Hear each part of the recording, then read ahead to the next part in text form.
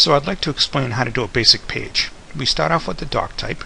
Again, the exclamation point doc type space HTML is a doc type declaration for html5.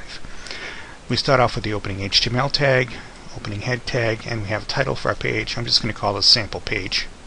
And we close the head section with the closing head tag. So here's our head element. In the head element goes all the stuff that makes the browser know what's going on. So it's going to have the title here and so forth. We can later we're going to get into styles and CSS and how that makes the page look better. But for now, here's a simple head element. Next we have the body element. That's just right here. And this is basically the content of the page. Everything that you see displayed on the screen in the browser is inside this element right here, the opening and closing body tags. So we can type whatever we need to do here. So if we type, this is our page, and close that with a period, that's not going to do very much. We need to have some type of tag to say what that is, what type of element that is. And traditionally it would be a paragraph. So the P tag is the paragraph element. So we have an opening P tag and a closing P tag. That tells me that everything in between this is the paragraph of the page. If I were to save this right now, let's do a save as, and I'm going to call this test. And then we're going to change the extension to HTML. I'm going to say save. I'm going to come up with a little warning, maybe, no, okay. Open this up, and there's our page. So this is our page, is what I typed in here. Notice that the title is up here in the browser. Okay, that's the title of the page. So we're going to minimize that for now. This is a very basic page. If we wanted to add some styles to this page using CSS, which is another type of language, and that's what we're going to be using to make the page look good, that would go, there are 3 different ways of doing it. We can have inline styles, meaning that inside the paragraph tag we can have an attribute, a style attribute, and we can declare whatever style is going to be there. Or we can have internal styles which go up in the head section. So we just have another opening style tag. That's all we have to do to add that. And then we have to do the type equals CSS text./CSS, and then we can define the styles from there. Or we can have an external style sheet, in which case we'd have a link tag linking to an external style sheet somewhere off in the same directory or another directory. So there's 3 different ways of making styles.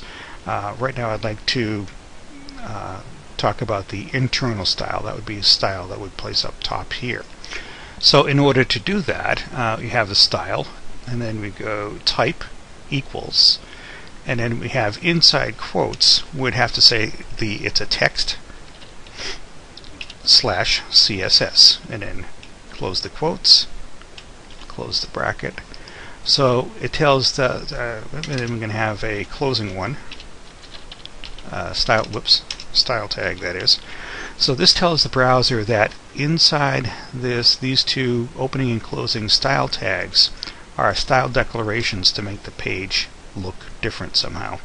And we can style the paragraph that we have going on down here, meaning change the color of the font, change the font itself.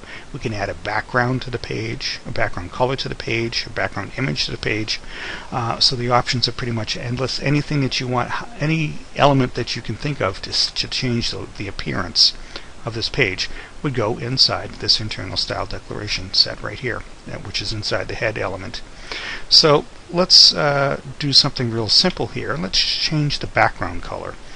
And now the CSS selectors or tags are different from the HTML code set or tags. They're slightly different. If you go to W3 Schools, you can see the difference between CSS declarations and HTML tags. Now for background color in CSS, it's simply the word background. Let's make sure I spell it right here. And then the dash, and then color. And instead of equals, we're using the colon. And that's just one way of doing it. Now we also have to start off with, we're going to put the pounds on for a color. Let's just do gray. We end it with the semicolon. Now this is the command to change the background color, but we have to tell it what we're applying that to. Is it going to be this P tag, or is it going to be the whole body of the page? If it were the body of the page, I would type the word body here, and then inside we have an open curly bracket, and then we have to close it with a curly bracket. So this is called the selector being the body element, and these are the declarations. So it's a background color of 999, which is a gray color, and then we can end that declaration with the semicolon. And then inside this we have the curly brackets. That's the beginning and the closing of all the declarations.